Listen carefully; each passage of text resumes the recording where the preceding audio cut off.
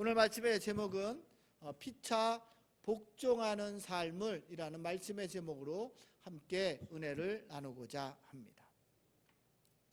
여러분, 우리가 오늘 이 말씀을 읽기 전에 4장 마지막과 5장을 통하여 성도에게 합당한 삶이 무엇인지에 대한 이야기를 함께 5번에 걸쳐서 나누어 봤습니다. 여러분, 우리가 그런 이야기를 하면서 성도에게 합당한 삶에 대한 이야기를 하면서 우리의 인생은 리셋이 불가능한 인생이다, 이렇게 말씀드렸어요. 우리는 한 번밖에 없는 인생입니다. 또 우리의 남은 시간을 알 수 없는 것이 우리의 인생입니다. 그러니 세월을 아껴야 하는 거예요. 또 기회가 있을 때 우리에게 지금 주어진 이 기회를 잘 붙잡아야 하는 겁니다. 그래서 여러분, 지난 시간에 세월을 아끼고 기회를 붙잡기 위해서 지혜 있는 자의 삶을 살아야 한다. 또 주의 뜻이 무엇인가를 분별하는 삶을 살아야 한다. 또 성령 충만을 받는 삶을 살아야 한다, 그렇게 말씀드렸어요.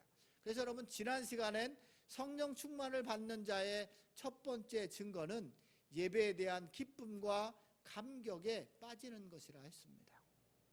그러니까 성령 충만 받은 자, 또 성령 충만한 삶을 살기 위해서는 예배에 대한 기쁨과 감격에 빠지는 거예요.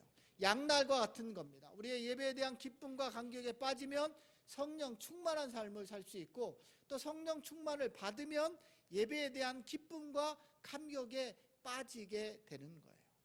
그러니까 여러분, 이런 성령 충만을 받은 자들이 드리는 예배 가운데는 성도의 교제가 있다, 이렇게 말씀드렸어요. 그래서 여러분, 그게 하는 것이 시와 찬송과 신령한 노래로 서로 화답한다. 또 하나님을 향하여 우리의 마음의 문을 활짝 열고 전심으로 주가 행하신 일들에 대한 노래와 찬송이 있는 이런 예배가 우리 안에 있다. 이 예배를 통하여 그 예배를 통하여 기쁨과 감격이 있는 예배를 드릴 수 있다라고 말씀드렸어요. 또 성령 충만을 받은 자의 두 번째 증거는 범사에 감사하고 피차 복종하는 것이라, 그렇게 말씀을 나눴습니다. 여러분, 감사는 그냥 우리의 입으로 나오는 감사가 아니라 진정한 감사는 구원의 감격과 은혜를 경험한 자들이, 신실한 하나님의 사랑을 아는 자들이 드리는 고백입니다.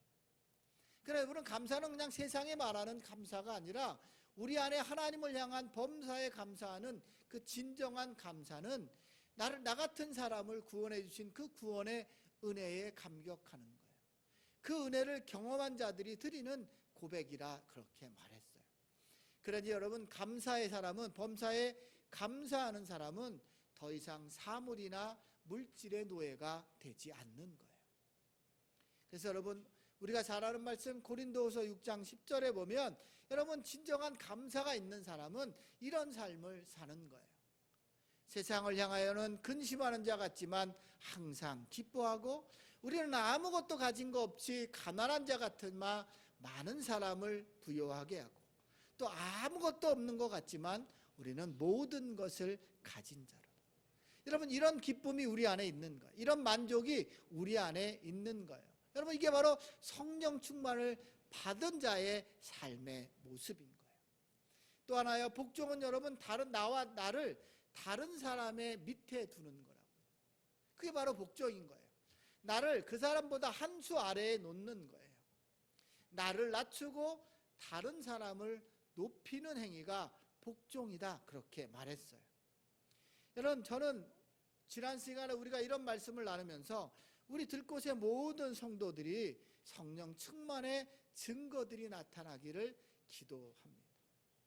또 여러분, 저와 여러분이 예배에 대한 감격으로 전심으로 주께 노래하고, 또 우리는 서로 화답하는 성도들이 되기를 간절히 기도합니다. 또 우리의 예배 가운데 하나님의 임재가 충만하고, 또 성령의 능력으로 치유와 변화가 일어나는 우리의 예배가 되기를 간절히 소원하는 거예요. 또 우리 들꽃들이 어떠한 상황에서도 범사에 감사하고, 또 나보다 다른 사람을 낮게 여기는 우리가 서로 피차 복종하는 삶을 살아가기를 간절히 소원하는 것입니다. 이것이 우리가 지난 시간에 또 우리가 5번에 살펴본 것에 대한 복습이었어요. 자, 오늘 말씀 피차 복종하는 삶에 대한 이야기를 함께 나누어 보고자 합니다. 여러분, 우리가 예수님을 믿자마자 천국으로 바로 직행하면 좋을 텐데, 하나님이 우리를 예수 믿는 그 순간에 천국으로 우리를 그냥 바로 데려가시면 행복하고 좋을 것 같은데, 하나님께서 우리를 천국으로 바로 데려가시지 않고 우리를 세상 속에서 살게 하시는 이유가 있는데, 그것은 그 세상 속에서, 그 속에서 이제는 전과 다른 구별되고 거룩한 삶을 살아가라고 이 땅 가운데 남겨두신 거예요. 그러니까 우리는 천국에 가는 그날까지 전과 다른, 예수 믿기 전과 다른 그 구별되고 거룩한 삶을 살아야 하는 거예요. 그러니까 여러분, 우리가 지난 시간에도 계속 살펴본 것처럼 이렇게 구별되고 거룩한 삶, 성도에게 합당한 삶을 살기 위해서 지혜로운 자가 되고 주의 뜻이 무엇인지 이해하는 자가 되고 또 성령 충만을 받아야 한다라고 그렇게 말했어요. 그런데 여러분, 이 거룩하게 구별된 삶, 또 성도에게 합당한 삶 중에서 특별히 오늘 우리 마지막에 했던, 우리 지난 시간에 했던 21절 그리스도를 경외함으로 피차 복종하는 삶이 오늘 말씀의 제목인데, 피차 복종하는 삶이 오늘 말씀의 제목인데, 이런 피차 복종하는 삶은 어디에서 가장 잘 나타날까? 여러분, 우리가 서로 피차 복종하라고 말했는데 이 피차 복종의 삶은 어디에서 가장 잘 나타날까? 그것은 바로 우리의 삶의 자리입니다. 저와 여러분이 속한 곳에서 피차 복종의 모습이 가장 잘 나타나는 거예요.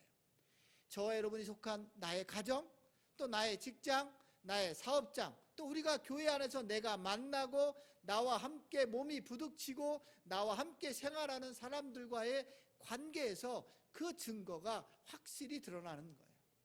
그 안에서 피차 복종하는 삶이 드러나는 거라고요. 오늘 그 관계들은 오늘 우리가 읽은 이 본문을 시작으로 6장 9절까지 기록되어져 있는데, 그 모습이 아내와 남편, 또 자녀와 부모, 종과 상전의 모습으로 나타나. 그런데 여러분, 여기 보면 아내와 남편, 약자를 앞에다 두고 있어요. 자녀와 부모, 종과 상전. 어쩌면 우리들이 통상적으로 쓰면 강한 사람을 남편과 아내, 부모와 자녀, 상전과 종 이렇게 표현할 것 같은데 약자가 앞쪽에 있어요. 이 관계 속에서 이 아내와 남편, 자녀와 부모, 종과 상전의 관계 속에서 나타나는 이 피차 복종하는 삶이 여기서 가장 잘 나타나는 것이다. 이 안에서 구체적인 모습을 살펴볼 수 있다라고 말하는 거예요. 그것을 예로 들은 것입니다. 그래서 오늘 우리가 살펴본 건 아내와 남편입니다. 여러분, 아내와 남편이 서로를 대하는 방식, 아내가 남편을 대할 때, 남편이 아내를 대할 때 이렇게 하라고 가르치고 있어요. 한번 보시면 22절부터 24절입니다. 먼저 아내들에게 이렇게 말합니다. 아내들이여, 자기 남편에게 복종하기를 주께 하듯 하라.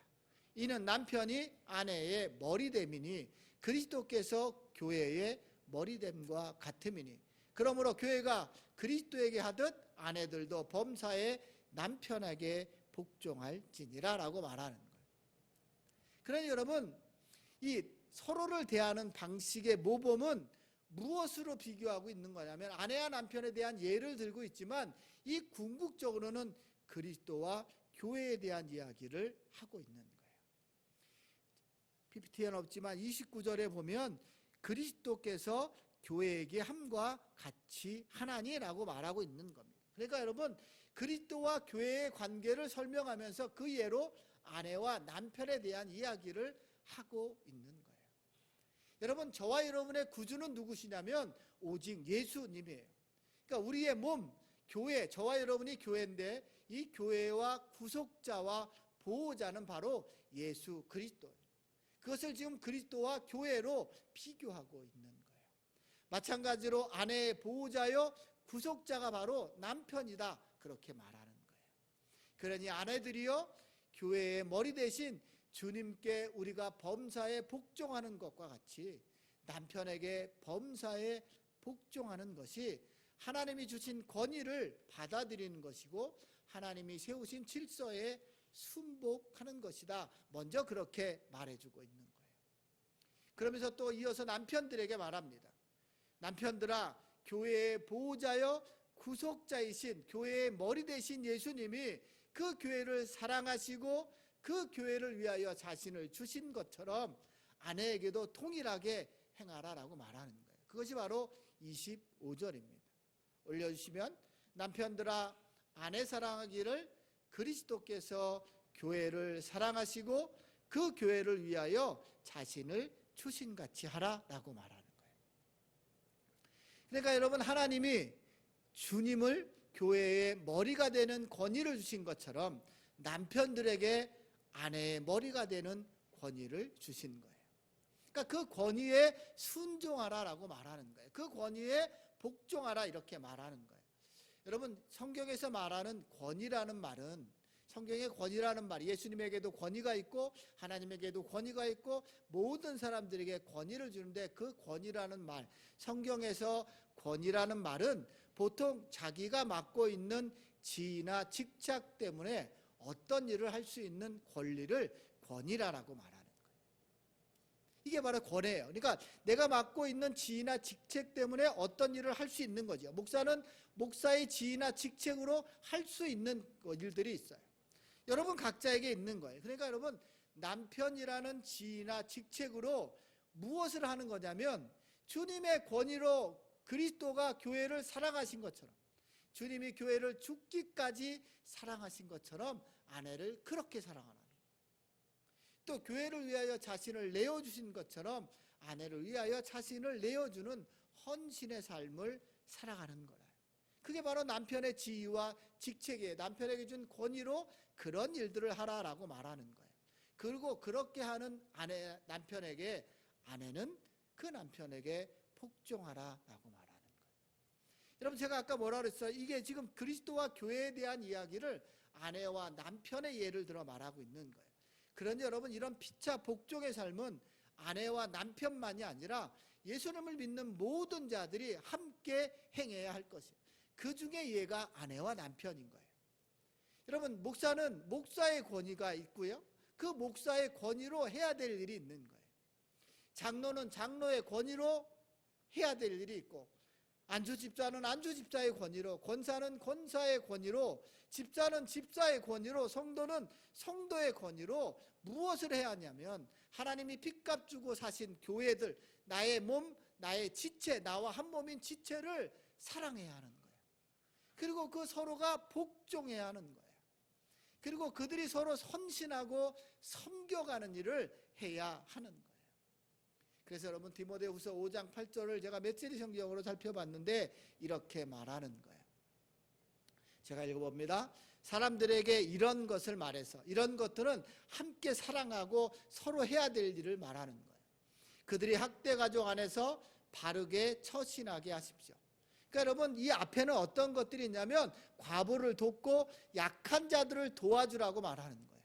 교회 안에 과부가 있고 약한 자들이 있으면 그들을 돕는 일을 아끼지 말라라고 말하는 거예요. 그러니까 사람들에게 이런 것을 말해서 그들이 확대 가족 안에서 바르게 처신하게 하십시오. 여러분, 이 확대 가족이 뭐예요? 교회 공동체를 말하는 거예요. 누구든지 곤경에 처한 가족을 돌보지 않는 사람은 믿음을 저버린 자입니다. 그것은 애초 믿기를 거부하는 것보다 더 악한 행위다라고 말해요. 그러니까 여러분, 이 확대 가족, 교회 공동체 내에서 서로 사랑하고 서로 복종하고 서로 헌신과 섬김의 모습이 없다면 믿음을 어떻게 한다고요? 저버린 자라는 거예요. 남편이 아내를 사랑하지 않는 거, 이것도 믿음을 저버린 거예요. 아내가 남편에게 복종하지 않는 거, 믿음을 저버린 거예요. 마찬가지로 그 공동체를 좀 확대해서 확대 가족 안에서 우리가 서로 사랑하고 피차 복종하고 또 서로 헌신하고 섬기지 않는다면 믿음을 벼버린 거고 애초 믿기를 거부하는 것보다 더 악한 것이다라고 말하는 거예요. 그러니 여러분, 우리가 피차 복종하는 삶, 우리가 주님을 닮아가는 공동체가 되기 위해선 피차 복종하고 서로 섬기고 헌신해야 한다라고 말하고 있는 거예요. 그 일례로 그리스도와 교회를 설명하시면서 아내와 남편의 예를 들고 있는 거예요. 그러니까 여러분, 우린 좀 더 크게 확대해 보면 저와 여러분이 주님의 신부로서 우리가 교회의 한 공동체로서 지체로서 사랑해야 하는 거예요. 여러분, 우리는 특히 이런 말 많이 합니다. 여러분, 사랑의 특징은 뭐냐면 여러분, 받는 것이 아니라 주는 거예요. 여러분, 우리는 사랑을 받는 것이 아니라, 사랑의 특징은 받는 것이 아니라 주는 거예요. 그래서 찬송가가 아니라 복음성가에 보면 사랑은 참으로 버리는 것 이렇게 말. 사랑은 참으로 버리는 것, 더 가지지 않는 것이라 말하는 거예요. 그러니 여러분, 우리의 신랑 되신 주님이 자신의 모든 것을 버리면서까지 우리를 사랑하셨다고요. 우리에게 그 사랑을 주셨어요. 그러니 우리가 그 사랑을 받았다면 우리도 함께 나눠야 하는 거예요. 그리고 하나님이 우리에게 이런 사랑을 주신 이유가 두 가지를 말씀하고 있는데 그 내용이 26절과 27절이에요. 거기 보면 두 가지를 말하고 있는데 26절과 7절에 보면 우리에게 이렇게 자기를 죽기까지 사랑하시면서 우리를 그렇게 사랑하신 이유가 뭐냐면 첫 번째는 우리를 거룩하게 하시는 거예요. 또 우리를 영광스러운 교회 주님의 신부로 세우기 위함이에요. 거기 26절에 보면 이는 곧 물러 씻어 말씀으로 깨끗하게 하사 거룩하게 하시고 자기 앞에 영광스러운 교회로 세우사 티나 주름 잡힌 것이나 이런 것들이 없이 거룩하고 흠이 없게 하려 하심이라. 여러분, 하나님께서 우리를 죽기까지 사랑하신 이유는 바로 이 두 가지, 우리를 거룩하게 하고 영광스러운 교회 주님의 신부로 세우기 위함인 거예요. 그래서 여러분, 에베소서 1장 4절에 보면 이렇게 우리에게 가르쳐주고 있었던 거예요. 에베소서 1장 4절입니다. 곧 창세전에 그리스도 안에서 우리를 택하사 우리로 사랑 안에서, 하나님의 사랑 안에서 그 앞에서 거룩하고 흠이 없게 하시려고 우리를 그렇게 사랑했다는 거예요. 그러니 여러분, 주님의 사랑이 우리를 온전하고 거룩하게 만드신 것처럼 여러분, 내 곁에 있는 사람들, 내가 사랑하는 가족, 내가 사랑하는 확대 가족들, 그들을 온전하게 하고 아름답게 하는 유일한 길은 주님의 말씀하신 것처럼 피차 복종하는 삶, 서로 사랑하는 거예요. 그러니까 여러분, 내 옆에 있는 사람을 아름답게 만들고 온전하게 만들고 주님의 거룩한 신부로 만들어가는 일은 주님이 우리를 사랑하신 것처럼 우리가 피차 복종하며 서로 사랑하는 거예요. 그런데 여러분, 이런 사랑에 대해서, 이웃사랑에 대해서 얘기하면 우리 안에 턱 드는 생각이 뭐냐면, 목사님, 그 사랑은 참으로 어렵습니다 라고 말합니다. 그러나 그 사랑을 가능해지기 위해서 우리가 먼저 알아야 할 것이 있는데, 지금 주님이 아내와 남편을 설명하며 그리스도와 교회를 관계를 가르쳐주고 있는 거예요. 그래서 여러분, 우리가 먼저 그 사랑이 가능하기 위해선 주님이 먼저 나를 사랑하신 그 주님의 사랑을 알아야 하는 거예요. 그리스도께서 교회인 우리를 어떻게 사랑하셨는지 그 사랑을 알아야 하는 거예요. 이 사랑의 깊이와 높이와 넓이와 길이를 알면 알수록 우리의 피차 복종하는 삶, 서로 사랑은 가능해지기 시작하는 거예요. 여러분, 왜 우리가 자꾸 사랑하지 못하는 거예요? 자꾸 우리 안에 묻고 따지는 것들이 있어요. 여러분, 하나님이 만일 우리에게 묻고 따지고 내가 널 사랑할 만하고 사랑할 이유가 있어서 사랑하셨다면 우리는 누구도 사랑받을 수 없어요. 하나님은 우리를 사랑하는데 묻지도 따지지도 않으셨어요. 우리의 행위에 어떤 것도 묻어보지 않으셨다고요. 그냥 우리를 무조건 사랑하셨어요. 그러니까 여러분, 이 사랑을 알면 우리는 사랑하게 돼 있는 거예요. 그래서 여러분, 요한일서 4장 10절에 보면 이렇게 말하는 거예요. 함께 읽어볼까요? 시작. 사랑하는 자들아, 하나님이 우리를 이와 같이 사랑하셨은즉 우리도 서로 사랑하는 것이 마땅하니라. 하나님 우리를 이렇게 사랑하셨으니 이 사랑을 알면 우리도 서로 사랑하는 것이 마땅하다라고 말하는 거예요.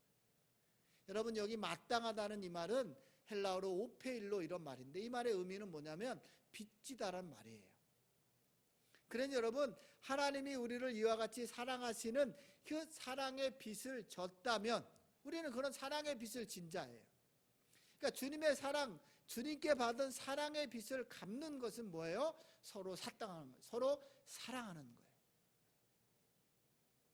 여러분, 이 빚을 알면, 내가 정말 빚진 자의 삶을 살아가고 있다는 사실을 알면 사랑하게 돼 있는 거예요. 그런데 오늘 말씀에 보면 이렇게 말하고 있어요.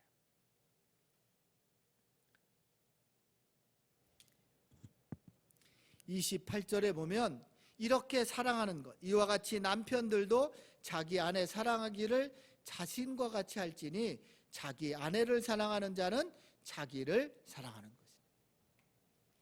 여러분, 우리가 사랑의 빚을 갖고 그 빚을 갚는 마음으로 만일 우리가 서로 사랑하면 그것이 뭐라고요? 나를 사랑하는 거예요. 나의 아내를 사랑하는 것이, 나의 지체를 사랑하는 것이 곧 나를 사랑하는 것이다. 나에게 특별한 사랑을 베푸는 것이다 라고 말하고 있는 거예요. 여러분, 우리가 서로 사랑하는데 그것이 곧 나에게 특별한 사랑을 베풀고 있는 것이라고 말해요. 여러분, 이게 무슨 말일까요? 그 말은 뭐냐면 주님이 머리이시고 우리는 그의 몸이에요. 그러니까 주님이 우리를 사랑하시는 건 주님이 자신에게 특별한 사랑을 베풀고 있는 거예요. 마찬가지로 저와 여러분이 우리의 몸의 지체들을 사랑하는 것, 내 몸을 사랑하는 것이다, 그런 말을 하고 있는 거예요. 주님과 우리가 하나인 것처럼 우리 공동체는 주님을 머리로 하는 하나이기 때문에 그 사람을 사랑하는 것이 곧 나를 사랑하는 것이고, 나를 사랑하는 것이 그 사람을 사랑하는 거예요.